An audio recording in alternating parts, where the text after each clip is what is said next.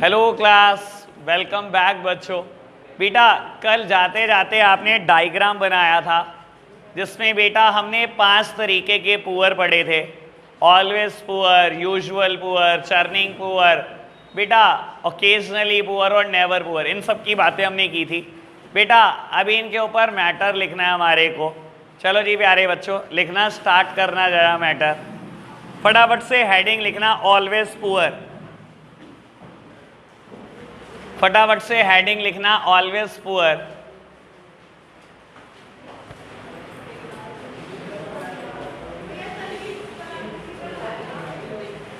पहले तीन एक पेज, दो ढाई पेज ही कराए थे। ऑलवेज पुअर बेटा लिखना these are those people, these are those people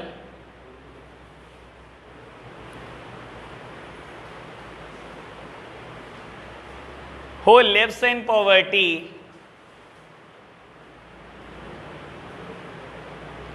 and dies in poverty, who lives in poverty and dies in poverty। बेटा पैदा पॉवर्टी में हुए, जिए भी पॉवर्टी में और मर भी गए पॉवर्टी में, कभी बाहर ही नहीं आए पॉवर्टी लाइन से। ठीक है जी। बेटा नेक्स्ट हेडिंग लिखना है यूजुअली पुअर।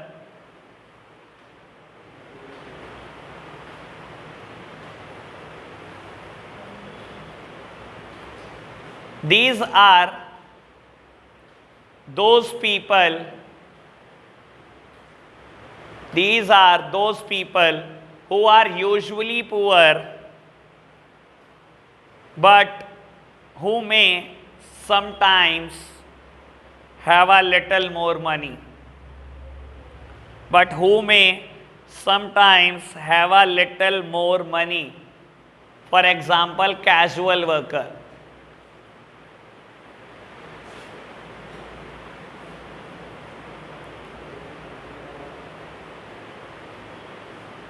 लिखना बेटा चर्निंग पुअर। थोड़ा जल्दी जल्दी लिखो बेटा, churning poor.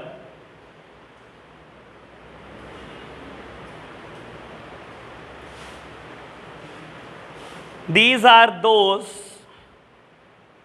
people who regularly move in and out of the poverty, who regularly move in or out of the poverty, for example seasonal farmer, sorry, small farmer and seasonal worker, small farmer and seasonal worker।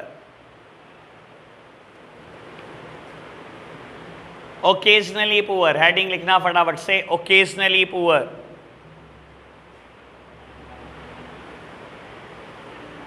these are those who are rich most of the time, who are rich most of the time but may sometimes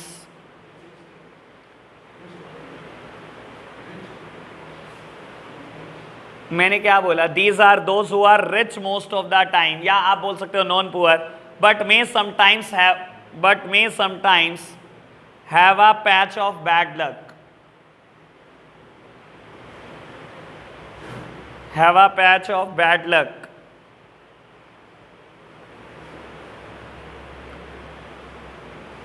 बस बेटा अभी एक काम करो, chronic poor, transient poor and non poor तो लिख लोगे ना? क्या लिखवाऊं? चलो लिख लो क्रॉनिक पुअर, फटाफट से लिखना है heading chronic poor.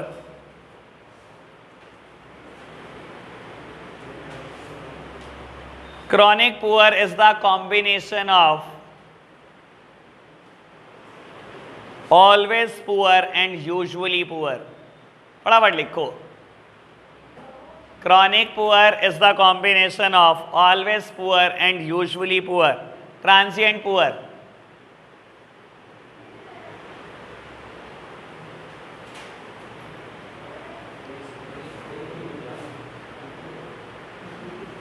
Transient poor, transient poor is the combination of churning poor and occasionally poor। Ganga ऐसी शक्ल है ना, वरना तेरी बात चल रही इसमें सारे में। Churning poor and occasionally poor. Ganga तो चर्निंग पुअर है। चर्निंग पुअर पता है तेरे को क्या होता है? वो regularly move in and out of poverty. जैसे ही राखी आई तो माला माल, जाने के 1 महीने बाद तो पुअर, बस ठीक है ना, चर्निंग पुअर। बेटा हाँ, कंजक भी तो है यार। वो यार राखी और रक्षाबंधन अलग अलग होता है क्या? ठीक है, थोड़ी देर बाद कहने लगी कि वैलेंटाइन डे भी तो है गंगा। चलो जी बेटा, नॉन पुअर, हेडिंग लिखना non poor. Non poor are the combination of occasionally poor and never poor. Non-poor are the combination of occasionally poor and never poor.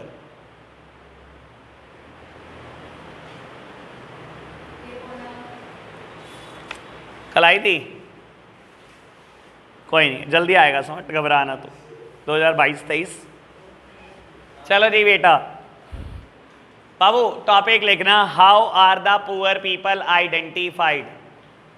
How are the poor people identified.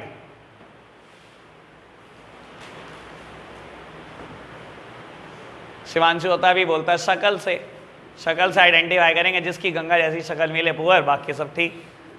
चलो जी, how are the poor people identified. बेटा first bullet लिखना, in a pre-independent India,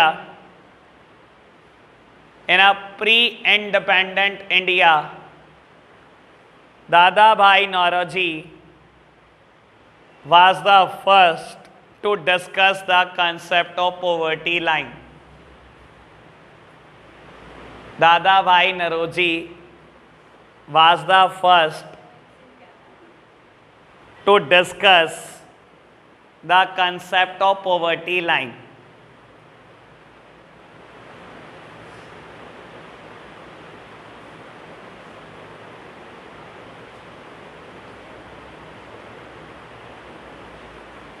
Second bullet लिखना, he also given the concept of jail cost of living, inverted commas में। he also give the concept of jail cost of living। कल समझाया आपने मुझसे ये सारा, ठीक है ना, मैं तो बस आज लिखवा रहा हूं। Jail cost of living, jail jail नोएस कैम्प में रहती है ये। चलो जी बेटा, थर्ड बुलेट में लिखना jail cost of living, topic है बेटा, हेडिंग लिखना थर्ड बुलेट में jail cost of living.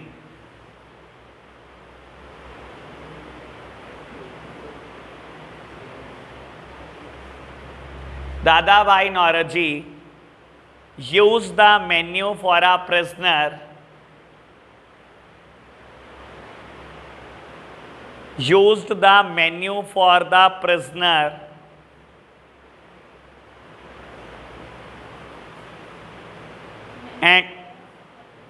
and used appropriate prevailing price for the prisoner। तेरी बात चलिए बाबू। Used the menu for the prisoner and used appropriate prevailing price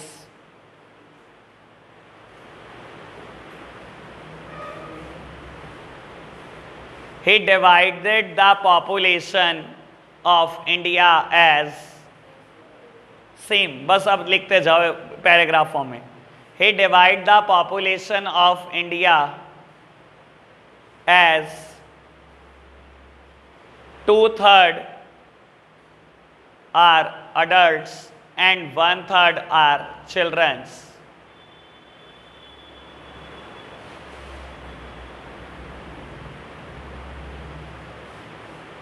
next paragraph he form में लिखना है आपको, हेडिंग सेम है, कोई बुलेट नहीं बनानी। नेक्स्ट पैराग्राफ बेटा लिखो, 1/2 of the children 1/2 of the children are infant and consumed very little, and rest half of the children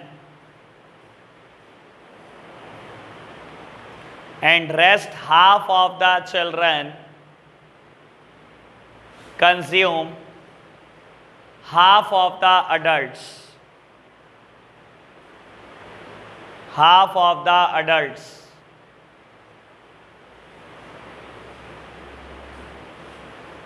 And he may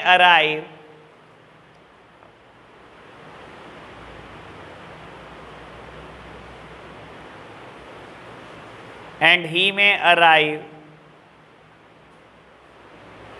three-fourth as adult jail cost of living.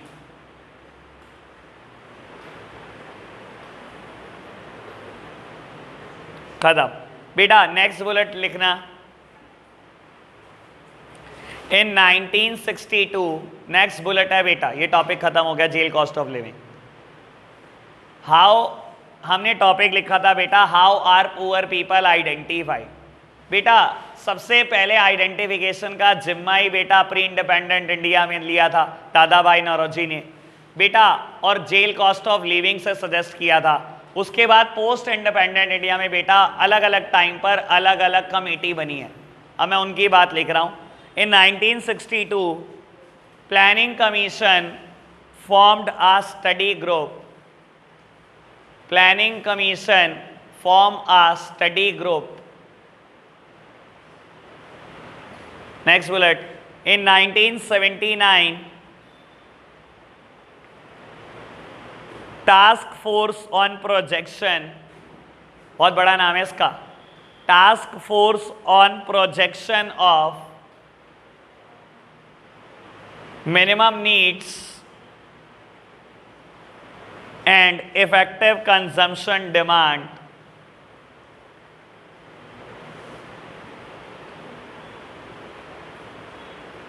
identified poverty.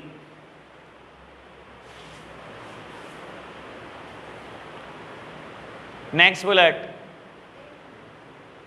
In 1989 and 2005, in 1989 and 2005, expert groups were constituted for the same.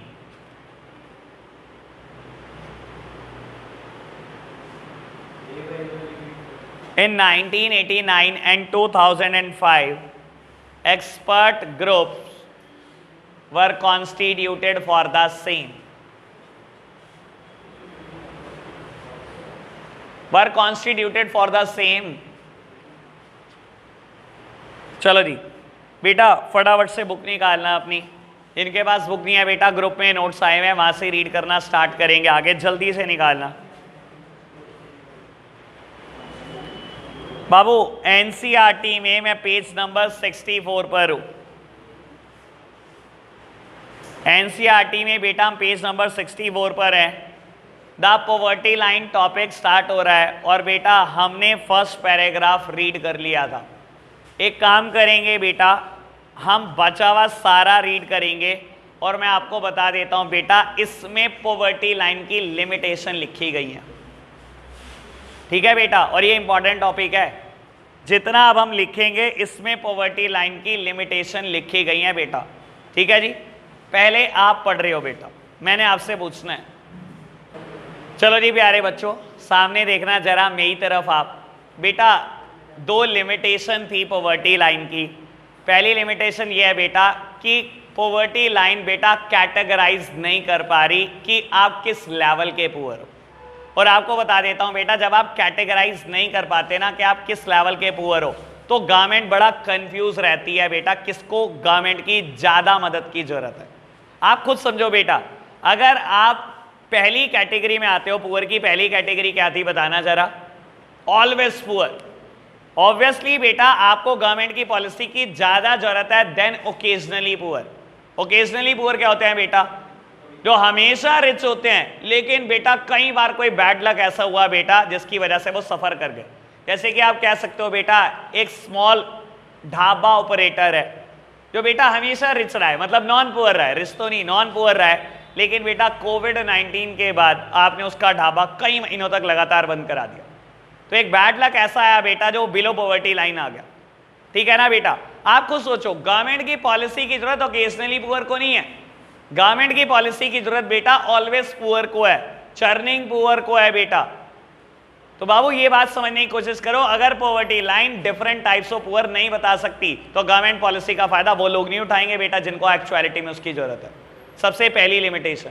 दूसरी limitation देखो बेटा, poverty line ने तो आपको पैसे के basis पे categorise करा, और पैसे सिर्फ खाने के लिए बताया उसने बताया कि अगर आप 1000 रुपए अर्बन एरिया में कमाते हो और बेटा 2100 कैलोरी रोज की बाय कर सकते हो तो आप पुअर नहीं हो, और अगर आप अर्बन एरिया में रहते हो 816 रुपए रोज कमाते हो बेटा, 816 रुपए पर मंथ कमाते हो और बेटा 2400 कैलोरी रोज खरीद सकते हो तो आप पुअर नहीं हो। तो यानी कि बेटा आपने तो खर्चे को सिर्फ लिमिटेड कर दिया फूड्स के लिए। बेटा व्हाट अबाउट एजुकेशन? कोई खर्चा नहीं होता। What about medical treatment? What about access to improved water resources? बेटा ये सब फैक्टर तो आपने इग्नोर कर दिए, ये सब फैक्टर कहां जाएंगे? ठीक है ना? सिर्फ खाने के लिए चाहिए होता है पैसा और किसी चीज के लिए नहीं चाहिए होता। ये तो गवर्नमेंट ने ऐसे डिटरमाइन करा पॉवर्टी लाइन। तो ये बहुत बड़ी बड़ी कमियां है बेटा पॉवर्टी लाइन में। लिखो फटाफट से limitation of poverty line. Limitations of poverty line. मैं तो बस थोड़ा सा लिखवा रहा हूं, बस फिर छुट्टी। नहीं मैंने बस आगे बस 10-12 पैराग्राफ और पढ़वाने हैं। हाँ चलो जी, limitation of poverty line.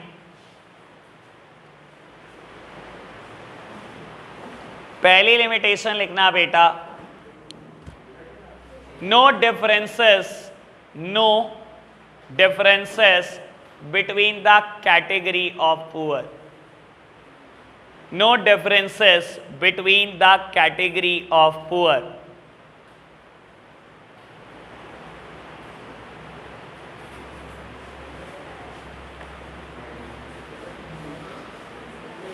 As of today लिखना बेटा इसमें matter first bullet, as of today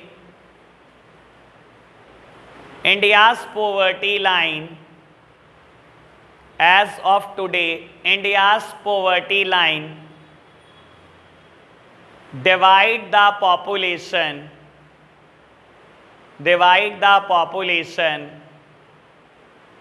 into poor and non-poor,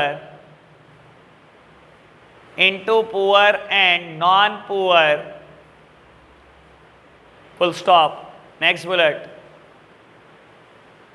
it cannot differentiate between the categories of poor. It cannot differentiate between the categories of poor.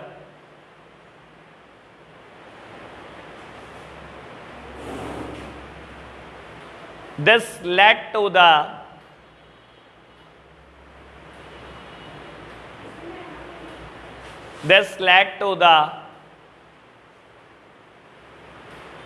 wrong decision making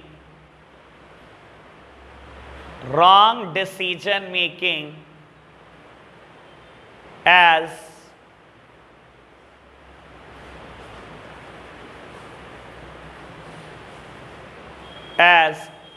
always poor needs more facilities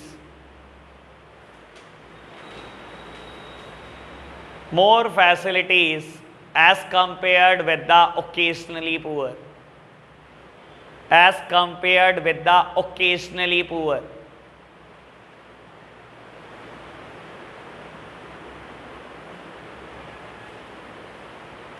second heading लिखना, other factors.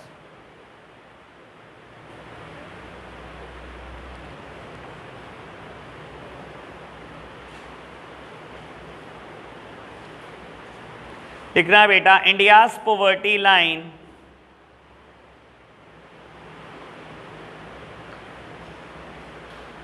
focused on the consumption on food, focused on the consumption of food, other factors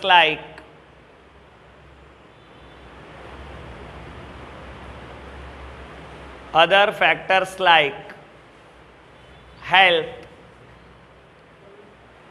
education,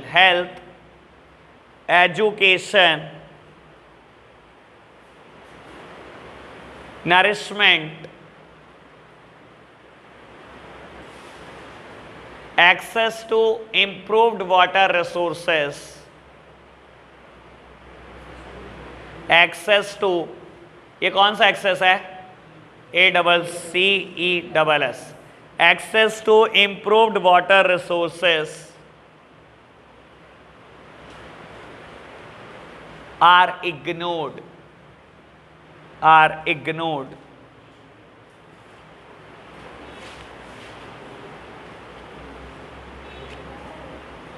चलो जी बेटा, next topic लिखना बेटा, number of poor in India. पहले तेरी बात चल रही बाबू। Number of poor in India.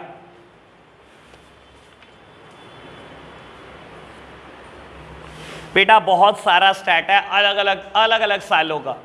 इतना ज़्यादा जितना रिटेन कर सकते हो उतना ही लिखवाने का फायदा, तो मैं उतना ही लिखवा रहा हूं आपको। है बाबू, ये अलग टॉपिक है बेटा। इन 2011-12 एक ही बुलेट लिखनी है, जैसे मर्जी लिख ले भाई। इन 2011-12 22% of the India's population, 22% of the India's population was residing below poverty line,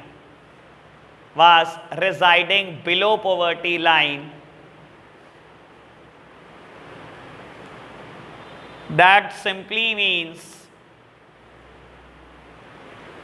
approx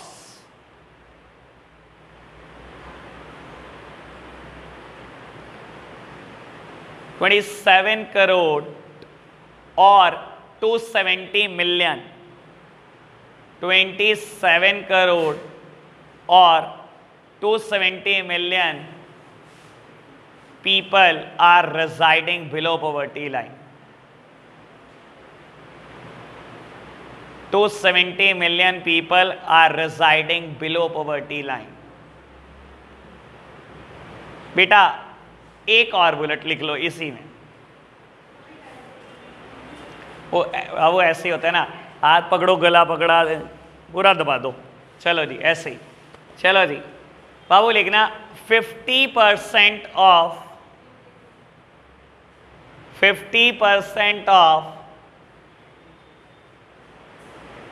total poor in the world, 50% of total poor in the world is residing in India,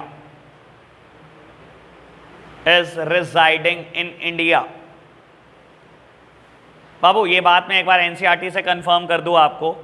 आप बेटा 65 पर देखोगे एक नया टॉपिक स्टार्ट हो रहा है, the number of poor in India, ठीक है ना। और 66 पर जब आप आओगे तो 66 पेज नंबर बेटा दो पार्ट में डिवाइडेड है, left hand side and right hand side. Right hand side में बेटा सबसे last line, in 2011-12 this number has came down to about 270 million. Underline the word 270 million. और बेटा आगे पढ़ते रहोगे तो बेटा नेक्स्ट पेज नंबर 67 पे fourth line, in 2011-12 it has fallen to 22%। India की टोटल पॉपुलेशन बेटा 11-12 में 121 करोड़ थी, इसका 22% लोग बिलो पॉवर्टी लाइन थे बेटा, ठीक है ना। ये स्टैट हमारे पास 2011-12 का है, ऐसा क्यों, उसके बाद का क्यों नहीं है बेटा। सेंसस इंडिया में स्टार्ट हुए थे, पहला चैप्टर है, भूल गए होंगे, 1881 में, और उसके बाद हमेशा 10 साल बाद आते हैं, हमेशा 10 साल बाद। तो बेटा 1891, 1901 ऐसे ही बेटा भी 2011 में गए थे, अब 2021 में होना था, कोविड के चक्कर में नहीं आ पाए, नेक्स्ट ईयर आएंगे बेटा, ठीक है ना बेटा। तो बाबू जो स्टैट्स होते हैं हर साल, स्टैट्स कब आते हैं बेटा, 10 साल बाद आते हैं इंडिया में। पहली बार 1881 में लिए गए थे बेटा, जब ब्रिटिशर्स का रूल था हमारे ऊपर। अच्छा कौन से ईयर को बोलते हैं हम ईयर ऑफ ग्रेट डिवाइड, 1921 को हम ईयर ऑफ ग्रेट डिवाइड बोलते हैं बेटा, क्योंकि इसके बाद इंडिया की पॉपुलेशन कभी कम नहीं हुई, हमेशा ही बढ़ती चली गई, ठीक है बेटा। और बाबू खैर 121 का 22% पीपल बिलो पॉवर्टी लाइन है, that's approximate to 27 crore, 27 crore लोग बिलो पॉवर्टी लाइन है। और मैंने क्या बोला था कल भी बेटा, ये इतनी सिंपल डेफिनेशन देने के बाद है, जबकि आप समझ लो बेटा अर्बन एरिया में 1000 रुपये क्या होते हैं। हाँ ऐसे 27 करोड़ लोग हैं बेटा, तो आप सोचो तो सही, अगर ये थोड़ी स्ट्रिक्ट डेफिनेशन ले लेते, मेरे हिसाब से तो कम 10,000 लेना चाहिए, और 10,000 अगर ये ले लें तो बेटा ये तो इंडिया के 40-50% लोग कवर कर देंगे, तो हम बहुतों से बहुत अच्छे होंगे। चलो खैर बात समझ में आई आपको बेटा, और ये याद रखना है बेटा बाय हार्ट, क्योंकि स्टैट्स में मैं आपकी कोई मदद नहीं कर पाऊंगा, जिस चीज को रटना है उसको तो रटना ही है बेटा, समझाने वाली चीज तो समझाई जा सकती है, इसको क्या समझाएगा बंदा, ठीक है जी, बात ओके बेटा। अगला टॉपिक एनसीईआरटी में कॉजेस ऑफ पॉवर्टी, रीड नहीं करते आज लिख लेते हैं, लिखना बेटा कॉजेस ऑफ पॉवर्टी। टाइम क्या हुआ है, अरे नहीं नहीं, कॉजेस ऑफ पॉवर्टी, जो 5 मिनट छुट्टी कर रहा हूं, 5 मिनट पक्का लिखो, कॉजेस ऑफ पॉवर्टी करूं मैं बेटा। फर्स्ट हेडिंग लिखना क्या, देखो पता है क्या, रोज रोज की बात नहीं है, एक आधा दिन हो जाता है, ठीक है ना, आज पूरे 10:30 बजे छुट्टी होगी, हाँ ये रोज रोज की बात नहीं है यार, कोर्स पूरा करना है, कोई मजाक थोड़ी है, पेपर नहीं देने क्या। हाँ जी, कॉजेज ऑफ पॉवर्टी, ऋषि ने तो ऐसे अगले साल लेना, ऋषि को क्या। पहली हेडिंग लिखना बेटा, low level of national product, low level of national product,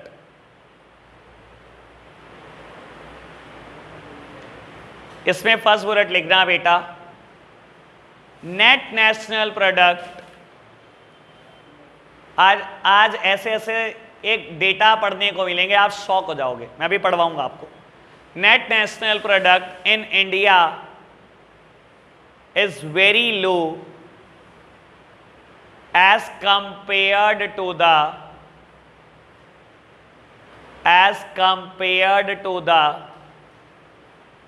size of its population, as compared to the size of its population. Second bullet लिखना बेटा, अकॉर्डिंग टू यूएनओ, ये क्या होता है जी यूएनओ, यूनाइटेड नेशन ऑर्गेनाइजेशन, पढ़ा होगा कभी ना कभी, बताऊं कहाँ पे पढ़ा था, मैक्रो में पढ़ा था बेटा, जिस दिन नॉर्मल रेजिडेंट की डेफिनेशन पढ़ रहे थे और डोमेस्टिक टेरिटरी, यूएनओ WHO, आएगा नहीं याद, आएगा धीरे धीरे कराऊंगा। According to UNO India is the, ये लाइन ढंग से पढ़ना बेटा, लिखते भी रहना पढ़ते भी रहना, India is the poorest country in the world. According to UNO, India is the poorest country in the world. बेटा देखो एक बात बोल देता हूं, मेरी तरफ देखना, मेरी तरफ देखना बेटा, कहता है इंडिया का नेट नेशनल प्रोडक्ट बहुत कम है बेटा। NNP क्या होता है, नेशनल इनकम को ही बोलते हैं, अगर आपको मैक्रो इकोनॉमिक्स थोड़ी सी भी ध्यान हो बेटा। इंडिया की नेशनल इनकम कम है ड्यू टू बेटा, due to its size of population. यार देखो कमाने वाले बहुत कमा रहे हैं, बहुत कमा रहे हैं, लेकिन बेटा जब आप इसको डिवाइड करते हो ना पॉपुलेशन से अपनी नेशनल इनकम को, जो पर हेड इनकम आती है, इससे क्या निकलेगा बेटा? पर हेड इनकम। मान लो एक रफ एग्जांपल देता हूं, इंडिया बेटा इतना कमा रहा है बस, ठीक है, 24,200 करोड़, या बेटा और बढ़ा लो 2,42,000 करोड़ कमा रहा है और देश की पॉपुलेशन है 121 करोड़, तो एक पर्सन के हाथ में सिर्फ 1,000 रुपये आ रहा है। ये मैं सिर्फ एक रफ एग्जांपल दे रहा हूं, बहुत ज्यादा आता होगा, लेकिन बेटा वो इतना ज्यादा नहीं है कि आप किसी भी कंट्री को बीट कर पाओ। बेटा इंडिया का पर हेड इनकम पूरी दुनिया में सबसे लो है एज पर यूएनओ।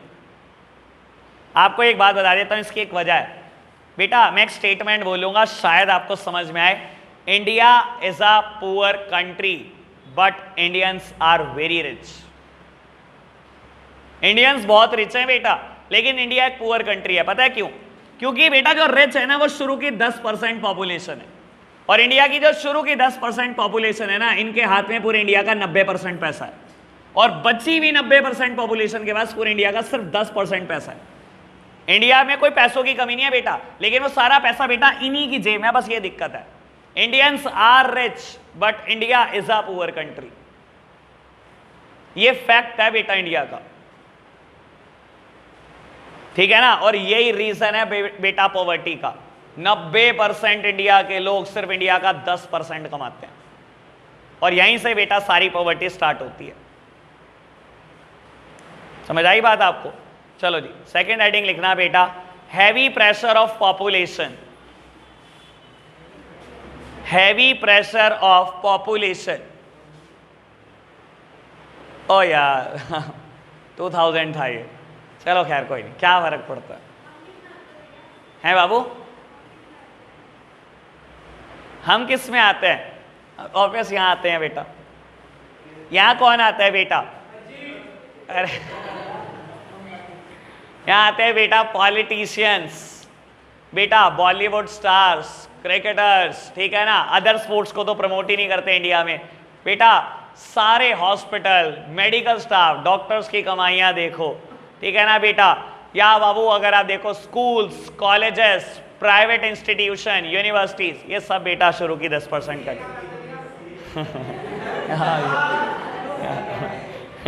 यहाँ बाबू यहाँ भाई चलो ठीक है, जोड़ चलो यार कोई नहीं हो सकता तुम्हारा। हैवी प्रेशर ऑफ पॉपुलेशन लिखना बेटा इसमें। Population is alarming high in India. Population is alarming high in India due to decreasing death rate. Due to decreasing death rate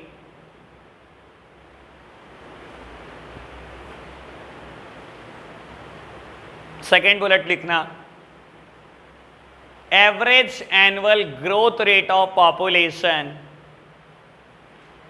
average annual growth rate of population